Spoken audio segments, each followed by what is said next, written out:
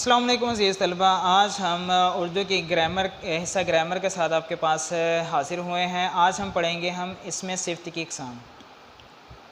इसमें सिफ्त की जो है वो 4 अक़साम है। पहला है सिफ्त ज़ाती, सिफ्त निस्बती, सिफ्त अददी, सिफ्त मिक़दारी। सबसे पहले हम देखते हैं सिफ्त ज़ाती क्या है। जो इसम अपने मौसूफ़ की ज़ाती फ़जीलत, ख़ुसूसियत या इस सिफ्त को जो मौसूफ़ में मुस्तकिल पाई जाती हो ज़ाहिर करे, इसमें सिफ्त ज़ाती कहलाता है। जैसा कि हमारे पास है ईमानदार आदमी, समझदार औरत, ज़हीन लड़का। अगर इन मिसालों में देखा जाए तो ईमानदार, समझदार और ज़हीन जो है वो सिफ्त ज़ाती हैं। दूसरी देखते हैं हम इसमें सिफ्त निस्बती क्या है। वो इसम है जो अपने मौसूफ़ का ताल्लुक़ या निस्बत किसी दूसरे शख्स या चीज़ या मुकाम से ज़ाहिर करे, सिफ्त निस्बती कहलाती है। मसलन पाकिस्तानी चावल, अरबी घोड़ा, जंगली जानवर वगैरह। अगर इन मिसालों में देखा जाए तो हमारे पास है चावल, घोड़ा और जानवर को पाकिस्तानी, अरब और जंगल से ताल्लुक़ के साथ बयान किया गया है। इसे हम सिफ्त निस्बती कहते हैं। आगे हम देखते हैं फिर क्या है इसके सिफ्त अददी क्या है। वो इसम जो गिनती या तादाद बयान करें, इसे सिफ्त अददी कहते हैं। मसलन 7वीं जमात, दूसरी लड़की, 6 किताबें। इन मिसालों में अगर देखा जाए तो सिफ्त अददी की क्या मिसाल होगी, तो देखेंगे 7वीं, दूसरी और 6, ये सिफ्त अददी को ज़ाहिर करते हैं।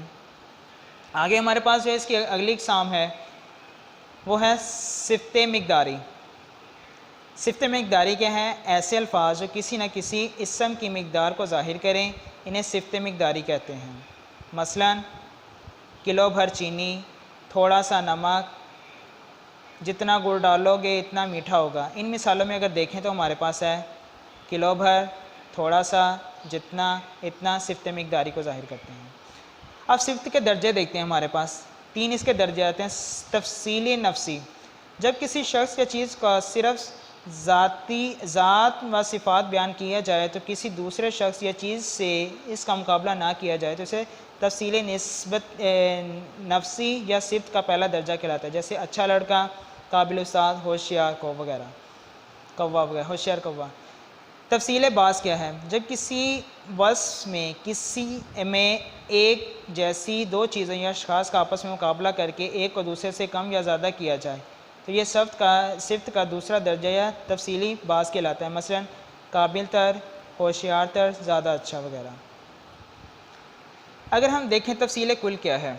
तफसील कुल क्या है? जब किसी चीज़ या शख्स या आदमी को बाकी तमाम चीज़ों या अशख़ास से कम या ज़्यादा कर दिया जाए तो ये सिफ्त का तीसरा दर्जा कहलाता है। इसमें हमारे पास जो इसकी मिसाल आ जाएगी वो हमारे पास आ जाएगी सबसे ज़्यादा अच्छा, होशियार तरीन और काबिल तरीन। अज़ीज़ तलबा, आज हमने इसमें सिफ्त की इक़साम पढ़ी हैं। उम्मीद है कि आपको इसकी समझ आई होगी। आपने इसे अच्छी तरह से याद भी करना है और लिखना भी है। शुक्रिया।